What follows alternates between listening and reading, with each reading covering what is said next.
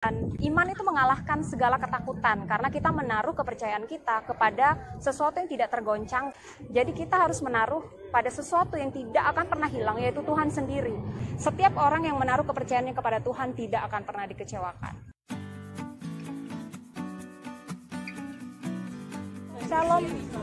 Shalom semuanya, gimana kabar kalian? Saya yakin kabar kalian baik-baik aja, sama seperti saya di sini, baik-baik. Saya mau sharing tentang bagaimana menang dengan segala kekhawatiran. Siapapun pasti punya kekhawatiran. Saya sendiri, saya juga punya kekhawatiran.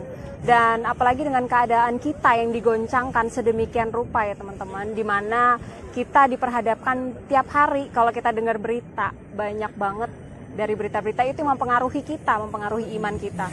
Tapi yang saya mau menguatkan ke kalian, firman Tuhan di dalam Filipi 4 ayat 6. Janganlah hendaknya kamu khawatir tentang apapun juga, tetapi nyatakanlah dalam segala hal keinginanmu kepada Allah dalam doa dan permohonan dengan ucapan syukur. Jadi sebagai orang percaya yang berkenan kepada Allah itu adalah iman kita yang membuat kita berkenan kepada Allah.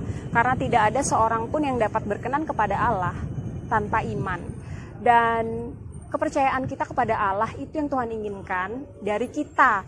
Dalam keadaan apapun yang menggoncangkan, semakin kita bukannya kehilangan iman, tapi memperbesar iman kita. Bagaimana cara memperbesar iman? Ada dua kunci yang saya mau sharingkan ke kalian. Satu, yang pertama, kita harus baca Alkitab, bergaul dengan firman Tuhan. Firman Tuhan itu sangat menguatkan teman-teman dan berisi tentang segala sesuatu yang kita butuhkan dalam hidup ini.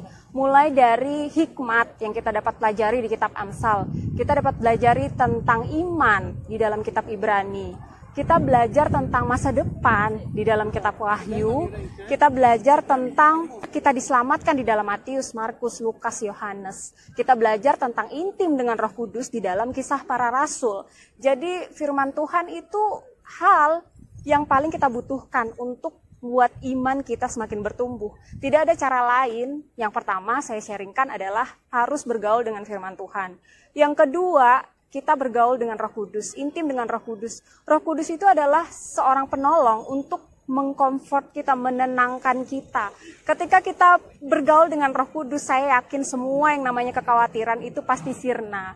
Karena Roh Kudus itu seorang pribadi, Tuhan sendiri, yang Tuhan berikan untuk menolong kita dalam segala sesuatu. Dalam ketidakmampuan kita mengalahkan kedagingan untuk berkenan kepada Tuhan. Dalam kita menghadapi cobaan-cobaan dalam hidup ini. Percayalah bahwa firman Tuhan katakan tidak ada cobaan yang melebihi kekuatan kita. Jadi sebenarnya setiap kita, apapun kita, bagaimanapun latar belakang kita nggak bisa membandingkan diri kita dengan orang lain. Oh, orang itu kok lebih enak daripada saya lebih susah. Karena Tuhan adalah Allah yang adil, artinya juga adalah Dia adil untuk memberikan setiap kepada kita masing-masing cobaan, ujian sesuai dengan kapasitas kita. Karena Dia Allah yang mengerti kapasitas kita. Jadi setiap kita sebenarnya ujiannya itu adil teman-teman. Orang kaya, orang miskin, besar, kecil, semuanya punya kapasitas masing-masing di hadapan Tuhan. Dan Tuhan membagi-bagikan setiap ujian-ujian itu untuk memurnikan iman kita. Jadi semakin kita diuji, semakin iman kita tumbuh. Itu yang Tuhan inginkan. Karena itu, mari kita terus beriman kepada Tuhan, apapun keadaan kita, apapun situasi kita, tidak ada pilihan lain selain menjadi orang yang semakin dekat dengan Tuhan, bergaul dengan firman-Nya, intim dengan Roh Kudus-Nya. Yang saya paling suka adalah cerita seorang janda 12 tahun pendarahan. 12 tahun pendarahan, teman-teman. Jadi kalau kita kayak menjadi biasa dengan sesuatu itu kayak cuman satu hari kita bisa menjadi biasa dengan sesuatu gitu ya. Misalnya seseorang kena penyakit kanker, divonis kanker. Dalam satu hari pasti itu hal yang mengejutkan buat dia. Tapi mungkin dia mulai terbiasa ketika itu sudah berjalan 1 bulan, 2 bulan, 3 bulan, 1 tahun mungkin.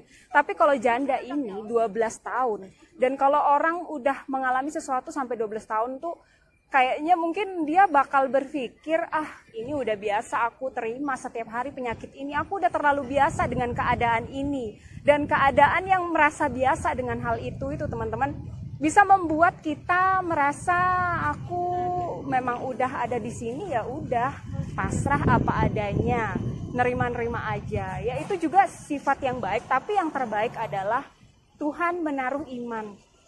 Jadi kita harus bergaul dengan Tuhan. Tiba-tiba aja ketika kita baca firman, tiba-tiba firman itu untuk kita.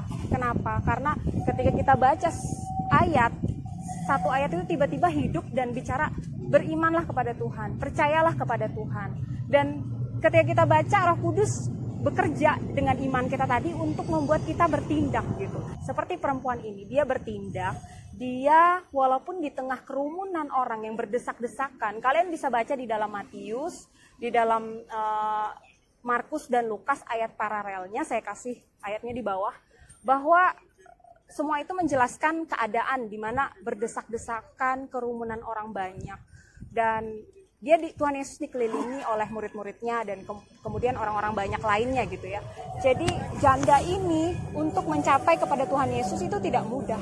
Begitu juga dengan sebenarnya keadaan kita. Kadang kita juga merasa tantangan ini terlalu berat.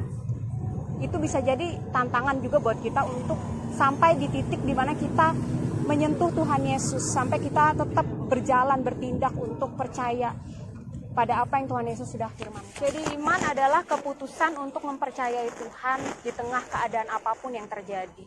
Dan kita berkenan kepada Tuhan dengan iman kita. Itu yang Tuhan inginkan menjadi bagian kita. Sehingga ketika mata Tuhan menyelidiki ke bumi, biarlah dia menemukan ada iman di bumi. Ada iman dari Anda, ada iman dari saya. Dan iman itu mengalahkan segala ketakutan. Karena kita menaruh kepercayaan kita kepada sesuatu yang tidak tergoncangkan. Karena dunia ini pasti tergoncangkan, teman-teman. Kita menaruh pada uang itu bisa hilang. Kita menaruh pada kepercayaan kita kepada suami kita, kepada orang, kepada bos kita. Mereka itu semuanya tidak selamanya, sementara.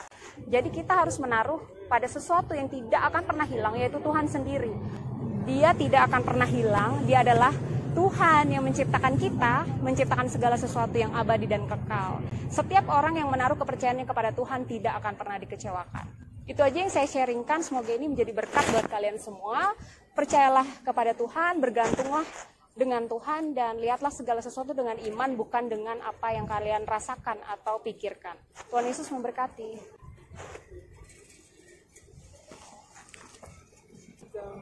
Sorry? Yeah. No, thanks. No. Jadi kita bisa menghadap, misalnya satu orang ya,